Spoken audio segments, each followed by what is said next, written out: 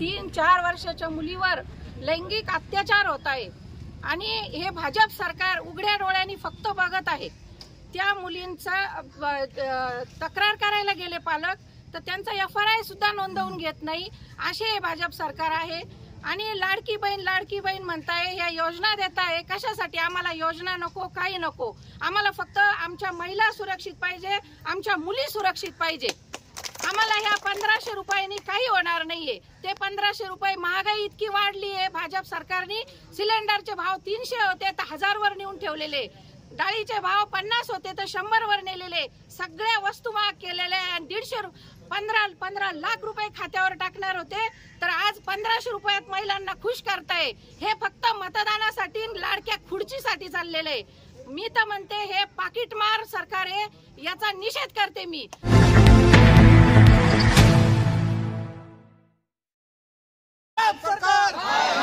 गृहमंत्री देवेंद्र फडणवीसचं करायचं काय? निष्क्रिय गृहमंत्री देवेंद्र फडणवीस यांचं करायचं काय? आरोपींना फाशी शिक्षा झालीच पाहिजे। अरे या मोदी सरकारचं करायचं काय? खाली मुंडकं वर पाय। मोदी सरकारचं करायचं काय? खाली मुंडकं वर पाय। देवेंद्र फडणवीसचं करायचं काय? खाली मुंडकं वर पाय। त्या आरोपींना ताबडतोब धरून त्यांना फाशीची शिक्षा ताबडतोब द्यायला पाहिजे। या देवेंद्र फडणवीसना काल दिवसभर कंप्लेंट लोकांना बसून ठेवलं पण गुन्हा दाखल केला नाही।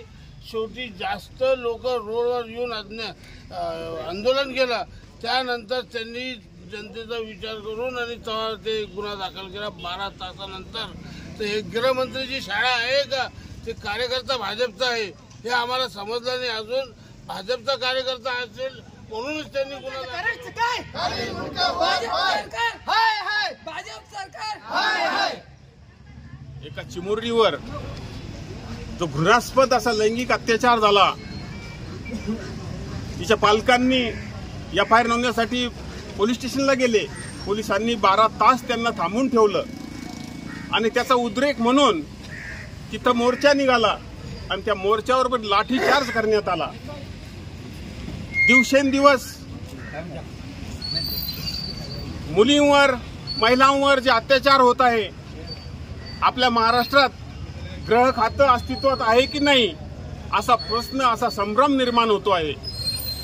आता कॅन्डल मार्च काढून चालणार नाही, कॅन्डल जाळून चालणार नाही, आता आरोपीला जाळावं लागेल अशी परिस्थिती निर्माण झालेली आहे। आणि आरोपीला फक्त फाशी द्या म्हणून चालणार नाही, त्या आरोपीला फाशी देण्यासाठी हा जो गुन्हा आहे हा विशिष्ट न्यायालयात फास्ट ट्रॅकवर चालवावा अशी आमची मागणी आहे। आणि या गोष्टीचं कोणी समर्थन करू शकत नाही, अशा गोष्टी घडत आहेत। दररोज महाराष्ट्रात ज्या गोष्टी घडत आहेत ते वर्तमानपत्रात आपण वाचतो आणि अतिशय घाणेरडे प्रकार दिवसेंदिवस वाढत आहेत। कोणाचाही शासनाचा वचक या महाराष्ट्रात राहिलेलं नाही असं सर्वसामान्य जनतेचं मत झालेलं आहे। तरी या गोष्टी आरोपीला तात्काळ फास्ट ट्रॅकवर हा गुन्हा चालवून आणि त्याला ताबडतोब फाशी देण्यात यावी असं आम्ही महाविकास आघाडीतर्फे निषेध करतो। त्या घटनेमध्ये या शासनानं, या देवेंद्र फडणवीस सरकारनं, हे शिंदेचं सरकार नाहीये, हे BJPचं सरकार आहे, हे बुजवान आहे, हे शिंदे हा बुजवान आहे, हा अजितदादा हा बुजवान आहे। मी तुम्हाला वारंवार सांगतो, कालची घटना आहे, काल एक मंत्री म्हणला या लाडक्या बहिणीचे पैसे म्हणे देवेंद्र फडणवीस जर समजून तुम्ही मुख्यमंत्री नाही केला ते पुन्हा बंद पडणार आहे, आजचं स्टेटमेंट आहे ह्या पेपरला।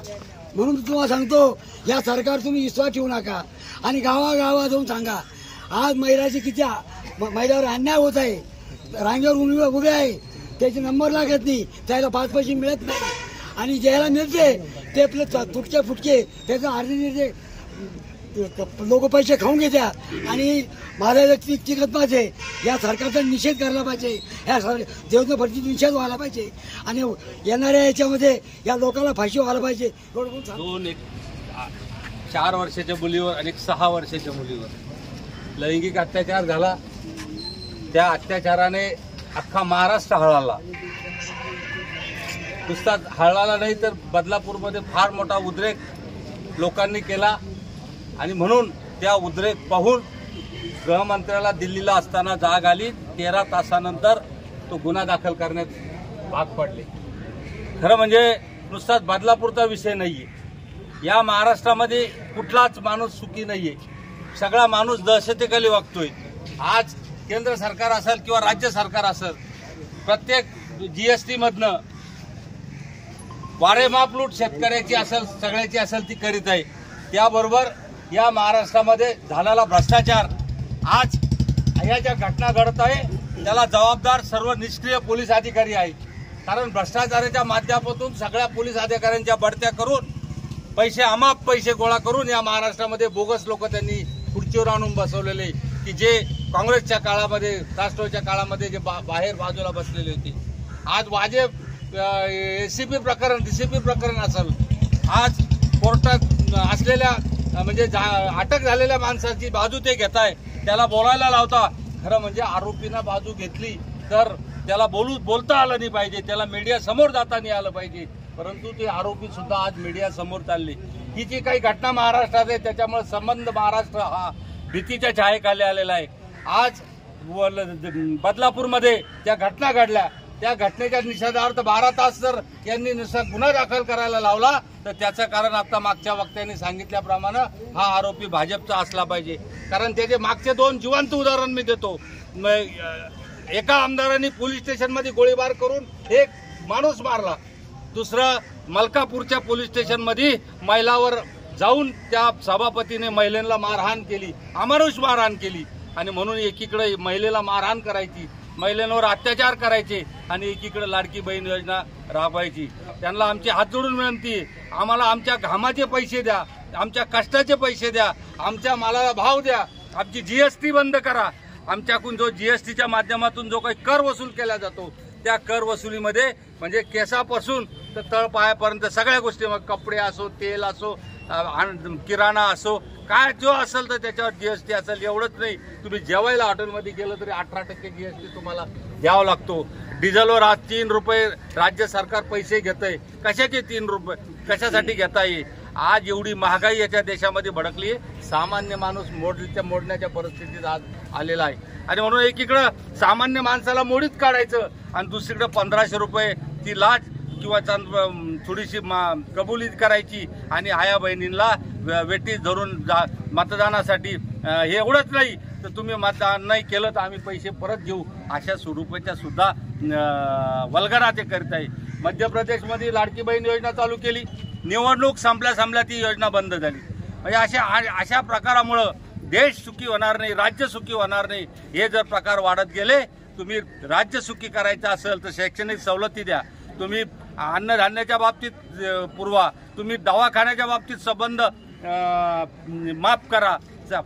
म्हणजे अशा अनेक गोष्टी जर केल्या, स्वच्छता केली तर हा महाराष्ट्र सुफलाम झाल्याशिवाय राहणार नाही. आणि म्हणून आज आम्ही महाविकास आघाडीच्या वतीनं आज या शासनाला जाग येण्यासाठी खुलताबाद तहसीलला आम्ही एक निवेदन देत आहे. आणि या निवेदनाच्या माध्यमातून ज्यांनी लैंगिक अत्याचार केला त्याला फास्ट ट्रॅकच्या कोर्टामध्ये नेऊन ती फाशीची शिक्षा ही दिलीच पाहिजे, अशा प्रकारची विनंती आम्ही आज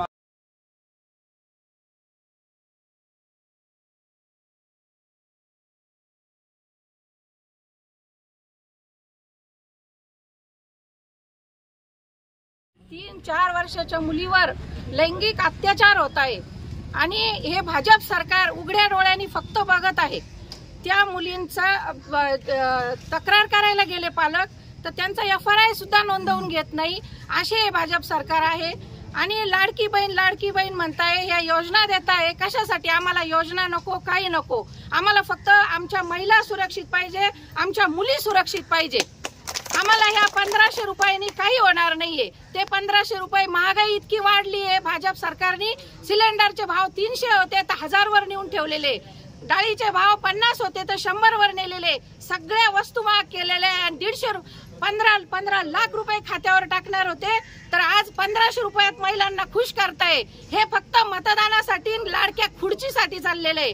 मी तर म्हणते हे पाकिटमार सरकार आहे, याचा निषेध करते मी. काल ह्या घटना खूप घडून राहिल्या. ह्या फक्त एका ह्या बदलापूरची नाहीये. कालच आपल्या औरंगाबाद जटवाडाच्या शेजारी एक 16 वर्षाच्या मुलीवर अत्याचार झाले. तिचा साधा गुन्हा सुद्धा नोंदवून घेत नाही. तिला शेवटी फाशी घ्यावी लागली. त्या मुलीला आणि या सगळ्याच महिलांना न्याय मिळावा एवढीच मी तळतळीची विनंती करते. आज आमच्या सगळ्या इथे जेवढे लोक आहे, यांच्या आई बहिणी आहे, मुली आहे, आम्ही सुरक्षित कसं राहायचं, कोणाच्या भरोशावर राहायचं. आज ग्रामीण भागातली अशी परिस्थिती आहे का 4-4, 8-8 किलोमीटर मुलींना शाळेत सोडावं लागतं.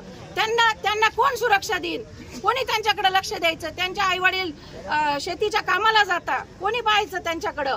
हा सगळा सुरक्षेचा प्रश्न आहे आणि गृहमंत्र्यांनी राजीनामा हा दिलाच पाहिजे या मताची मी आहे. आणि इथं असलेले सगळे मी या मोदी सरकारचा निषेध करते आणि या फडणवीस सरकारला खुर्चीवरून खाली खेचलं पाहिजे. आणि या मुलींवर झालेला अत्याचार आता तो तर काही भरून निघणार नाही, पण ह्या लोकांना फाशीची शिक्षा झाली पाहिजे. मी म्हणते मेणबत्ती किती दिवस जाळायची, मेणबत्ती नाही जाळली पाहिजे. तो जो बलात्कार करणार आहे त्याला एकदाच जाळा, म्हणजे हे अशा घटना परत घडणार नाही. शिवाजी महाराजांच्या काळात जर एखाद्याने अन्याय केला तर टकमक टोकावरून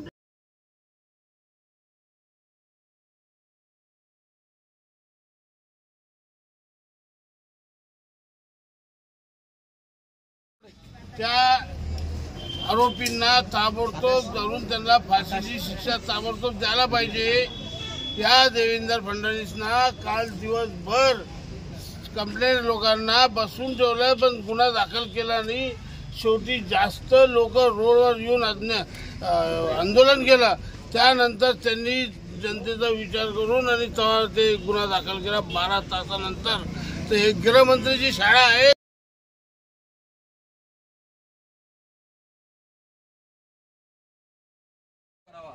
आणि